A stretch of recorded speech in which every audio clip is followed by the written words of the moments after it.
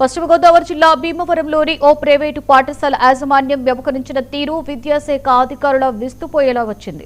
భీమవరంలోని one town Saint Ann's స్కూల్లో నిబంధనలకు విరుద్ధంగా పుస్తకాలు, యూనిఫామ్ అమ్ముతున్నారనే ఎస్ఎఫ్ఐ ఆరోపణలతో సెయింట్ ఆన్స్ విద్యా సంస్థపై విద్యాశాఖ అధికారులు దాడులు చేశారు. అయితే యాజమాన్యం రూములకు తాళాలు వేసి కాసేపు హైట్ డ్రామా నడిపింది. ఎట్టకేలకు మండల విద్యాశాఖ అధికారి శ్రీనివాస్ రూములు ఓపెన్ చేయడంతో వేలాది పుస్తకాలు లభ్యమయ్యాయి.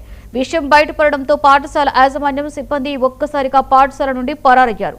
తమ యాజమాన్యం మాజీ హోంమంత్రి సుచరిత బియ్యంకుడి తాలూకా స్కూల్ అంటూ సెయింట్ ఆన్స్ ప్రిన్సిపల్ జోసెఫ్ హడావుడి చేశారు. విద్యాశాఖ అధికారులు విద్యాసంస్థలపై కేసు నమోదు చేసినట్లుగా తెలుస్తోంది.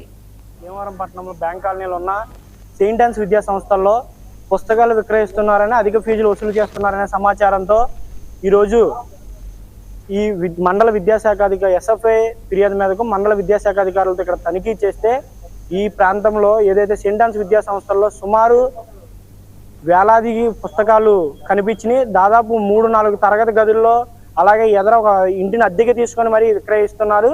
ఎటువంటి అనుమతులు లేకుండా ఎలా విక్రయిస్తారని ఎంఈఓ గారు ప్రశ్నించగా 4 గంటలు హైడ్రామా నిర్వహించి అనేక మందితో ఫోన్లు చేయించి అనేక మందితో ఫోన్లు మాట్లాడి ఆఖరికి పోలీసు యంత్రాంగం, రెవెన్యూ యంత్రాంగం రంగంలోకి దిగిన తర్వాత ఈ కళాశాల ఏదైతే సెయింట్ ఆన్స్ యాజమాన్యం ఉందో ఆ యాజమాన్యం ఏం సమాధానం చెప్పకుండా ఎంఈఓ గారి కనీసం ఆ పుస్తకాలు ఎందుకు విక్రయిస్తున్నారు ఏంటో కూడా డైరెక్షన్ సమాధానం కూడా చెప్పకుండా ఇక్కడ నుంచి ఈ విద్యా సంస్థల ప్రిన్సిపల్ గారు, స్టాఫ్ స్కూలు ఎదురుండగా ఒక ఇంటిలో పుస్తకాలు అమ్ముతున్నట్టు మేము గమనించడం జరిగింది.